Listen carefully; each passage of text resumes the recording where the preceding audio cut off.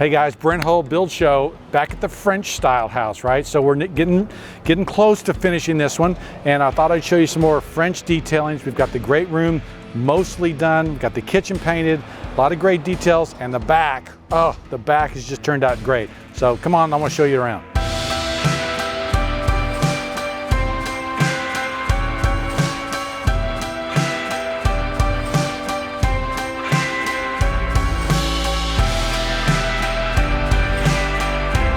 So one of the things that we did is we made French doors, okay? Now what does that mean? Well, French doors, typically the lower panel of those doors are this raised port or an over panel, is what I'll call it. We also have an integrated drip edge into this door. So if your doors are failing or not working properly, you can watch my door video because I talk about drip edges quite a bit. How we saved some projects because of the drip edge, believe it or not. But this door has an over panel, okay?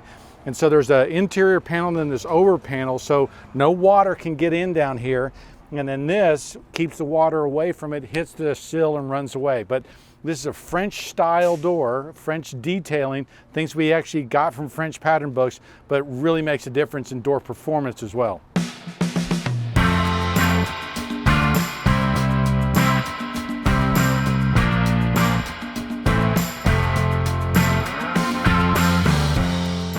So we're in the entry hall. Remember last time we were standing here looking at these moldings. This casing wasn't on here. These arched openings weren't here.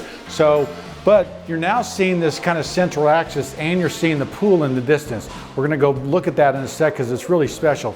But this is a very formal entry, right? Formal side, you've got a study on one side, you got a dining room on another side. So that's kind of part of a more formal style house, right? In a more Parisian kind of city house that we're gonna see. Now, back here is a second access that runs this way, and this is a hallway that runs down to the master and then down to the kitchen.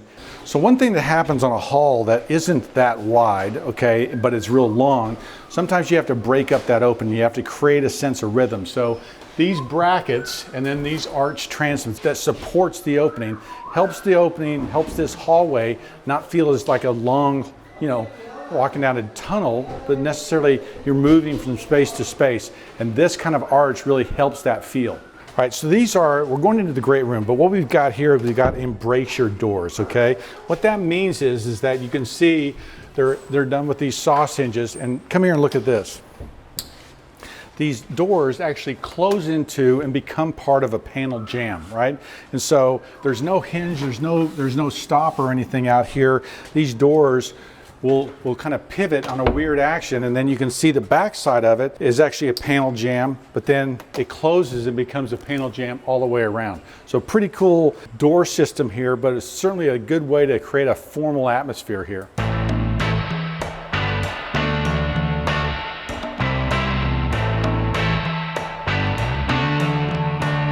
So one of the things that happens in a room of this scale, of this size, is you have to create materials so that you can read it, so you know how big you are in this space. And these beams, kind of this beam system is a way of doing that. Now what this is implying is that there's a truss system here that actually goes into a vaulted attic, okay? But you're just seeing the beams here as they wrap around the room. Then there's this real formal panel that wraps this room. A big header over top of that door. But notice these moldings here, notice how deep these profiles are, right? This is a 1.5 inches sitting off the wall. We've got a huge molding here. This isn't like cabinet doors and things that don't have the depth here. These really have an incredible amount of depth so that it really feels substantial. This base, sits 2.5 inches off the wall, right? The door casings are 3 inches off the wall. So in a space like that, you have to increase the scale of your molding so that it doesn't feel wimpy, it doesn't feel inappropriate. And the best thing is there's an historic precedent for this, right? There's an historic precedent for this size of moldings, this type of paneling in here. The other thing that's great is basically the way this room works out. We've got a ginormous fireplace. We've got a bar that sits here. We've got a wine room back there. So that metal door closes onto a wine rack. There's great wine storage here. This will be the bar. There's a hidden room back there, more cabinets. There's a beautiful French design piece that we've got coming from the shop. So a lot of fun details in this room. It's really going to be special.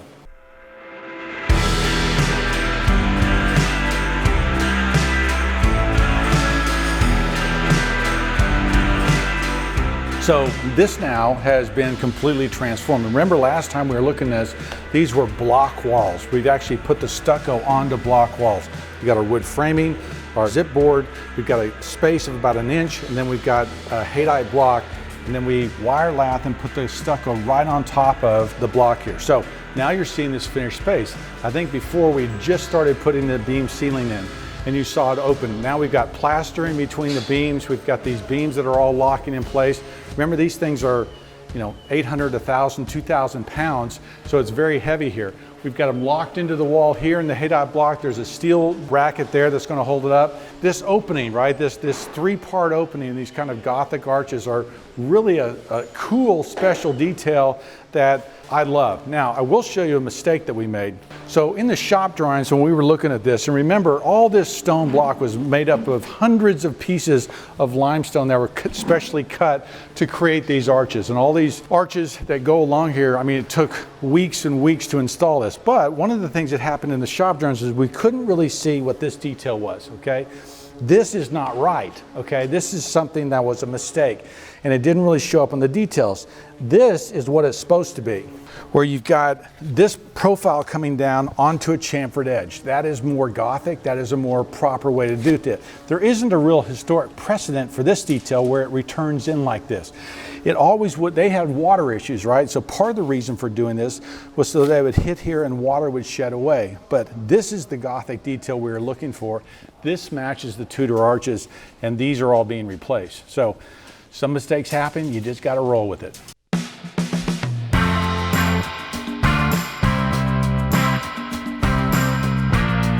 So now you're seeing those French doors, and actually right here what you're seeing is the inside and outside of this door, right? We've got that outward over panel, right?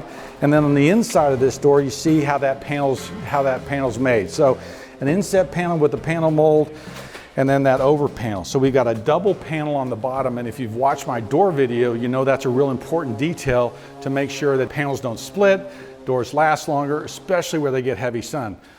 In here, we've got these beautiful French doors all the way around, master bedroom over here.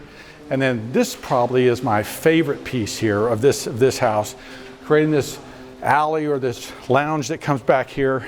Then of course, we've got this great timbered space in here where we've got an antique mantle, French mantle with a stucco wall, but all of this is held within a timber frame. So what you've got here is these massive timbers, which are, 14 by 14 timbers that weigh just a gazillion pounds, all supporting this beautiful frame timbered ceiling, right?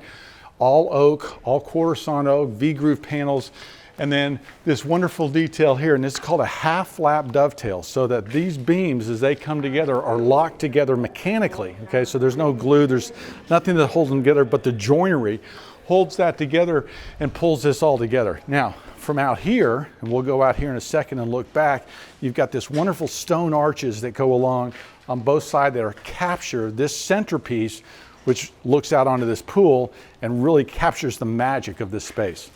So here we are on the back, right? This is kind of one of my favorite spots. You've got these beautiful stone arches that go across and that wonderful timbered piece that comes out, right? So that you're juxtaposed those materials, right?